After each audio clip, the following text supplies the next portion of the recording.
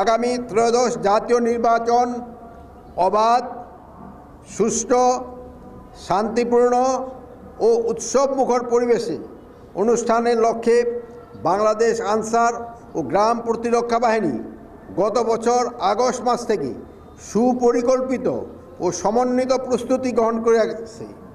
নূতন প্রশিক্ষণ নীতিমালার আলোকে ইতিমধ্যেই ৫৬,০০০ উপজেলা থানা কোম্পানি আনসার, ২,৫৫,০০০ টিডিপি সদস্যা এবং ৩,০০০-এর অধিক আনসার ব্যাটালিয়ন সদস্যকে মৌলিক প্রশিক্ষণ প্রদান করা হয়েছে।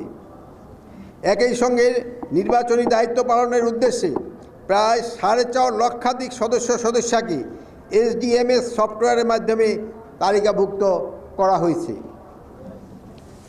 আসন্ন ত্রয়োদশ জাতীয় সংসদ নির্বাচন সারা দেশে মোট ৪২,৭61টি ভোট কেন্দ্র, প্রতিটিতে ১৩ জন করে সর্বমোট ৫,৫৫,৯৫৮ জন আনসার ভিডিপি সদস্য দায়িত্ব পালন করিবেন। প্রতি ভোট কেন্দ্রে নিয়োজিত ১৩ জন সদস্যের মধ্যে থাকবেন ৩ জন অস্ত্রধারী, ৬ জন অস্ত্রবিহীন পুরুষ সদস্য এবং ৪ জন অস্ত্রবিহীন নারী সদস্য। এবং অতিরিক্ত নিরাপত্তা ব্যবস্থার অংশ হিসাবে প্রতি কেন্দ্রে নিয়োজিত ৩ জন অস্ত্রধারী সদস্যের মধ্য থেকে একজন নির্বাচনকালীন সময়ে প্রিজাইডিং অফিসারের সঙ্গে সার্বক্ষণিক দায়িত্ব পালন করবেন। সারা দেশে ১,১৯১টি আনসার ব্যাটালিয়নের স্ট্রাইকিং ফোর্স টিম মোতায়েন থাকবে।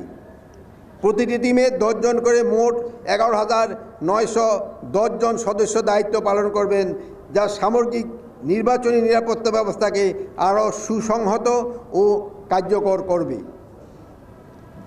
আপনাদের যে কোনো ধরনের অনৈতিক, পক্ষপাতমূলক বা দায়িত্ব বহির্ভূত আচরণ ও কর্মকাণ্ড যা নির্বাচন প্রক্রিয়াকে প্রভাবিত বা বিঘ্নিত করতে পারে তা থেকে সম্পূর্ণভাবে বিরত থাকার জন্য আমি সুস্পষ্টভাবে আপনাদের নির্দেশনা প্রদান করছি।